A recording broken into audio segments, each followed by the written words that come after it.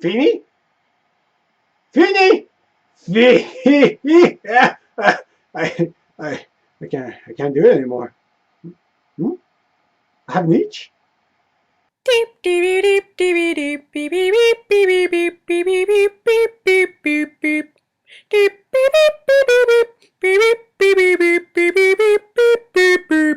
Geeks of the week. Steph, your tutorial on how to make a Winter Soldier holster was excellent. I advise everybody to check it out. Sally, there was no tutorial on how to be as derpy as she is. Yet. I imagine it's a lot of facial reactions, obsessing over body pillows, making gender bending characters, such things like that.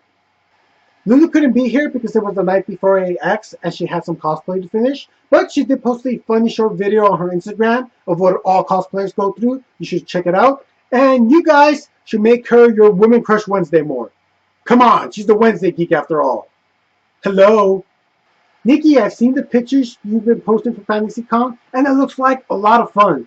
Are you having the fun? It fills me with the joy when you're having the fun. So please let us know. Guys, I totally get why Nikki's on Friday now. She's part of TGIF. You guys remember TGIF? Now you're asking, what brought this on? Well, this Friday was the series premiere of Girl Meets World, and this is going to be my spoiler-free review. The series is about Riley Matthews, Corey and Topeka's daughter, and her cool, outgoing, troublemaking friend, Maya Hart. Does she remind you of anyone we know? Anyways, they're starting school together, and one of their teachers happens to be Corey. Dun dun dun! There are obvious parallels between the characters of this series to that of the original. You'll be able to easily tell. As I was watching it, I did feel silly because here's the thing. I'm not the target audience for this show, and that's fine. I shouldn't be. It's geared more towards preteen girls, just like Boy Meets World was more for preteen boys. And I'm not saying that girls didn't enjoy Boy Meets World or that boys won't be able to enjoy Girl Meets World, but I digress to my point. The first episode, there was a valuable lesson learned. I felt it stayed true to the spirit of the original. At this point, I'll continue to watch it for the nostalgia factor and seeing the old cast come back.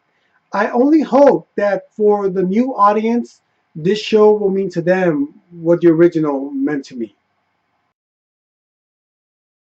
I do have one note. What was the deal with Topanga? I mean, they showed scenes from the rest of the season, and it looks like she will be in it more, but serious lack of Topanga in the first episode. That better not become a thing. So, if you're a fan of the original, you will enjoy this. As long as you remember, it's no longer about Corey, unless they decide to do Man Meets World. But that's just silly. Its current grade is a B. Are you ready to read my manifesto? And by manifesto, I mean comic book reviews. Comic book reviews. Comic book reviews. Comic book reviews. I'm going to kick things off with my pick of the week, Rocket Raccoon issue 1, written and art by Scotty Young. And a lot happens in this issue.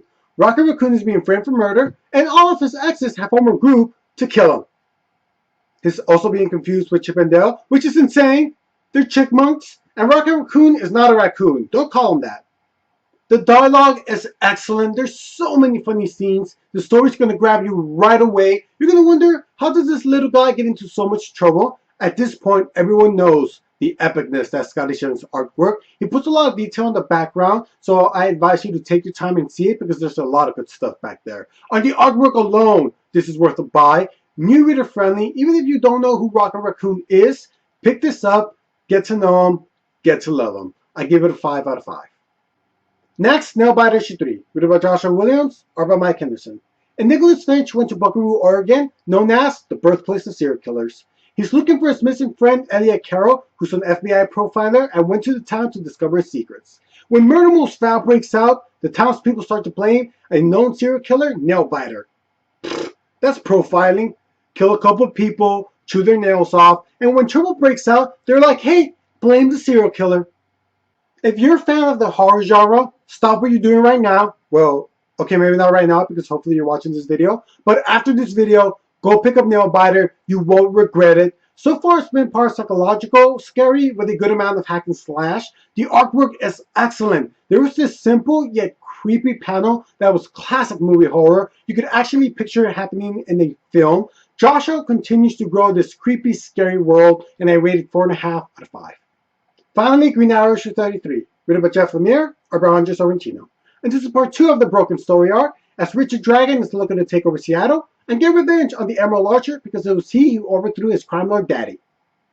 Not cool, Arrow. I'm wondering if Jeff Lemire likes Oliver Queen because from the last action-packed, emotional roller coaster arc to this one, he's getting no rest. He's being attacked by all sides. I'm on to you, Lemire. You don't like Green Arrow. You're a sadist, and I love it. This is the best DC comic ongoing right now. Seriously, Sorrentino's artwork. Holy cow.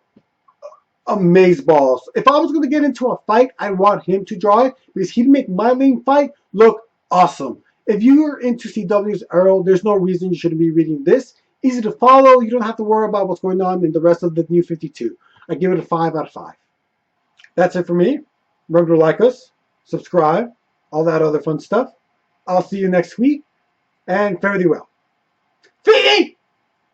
I'm sorry I couldn't do the good-looking guy. I don't have a suit. Why don't I have a suit? I have a bunch of nerdy shirts, but not one suit. I'm an adult.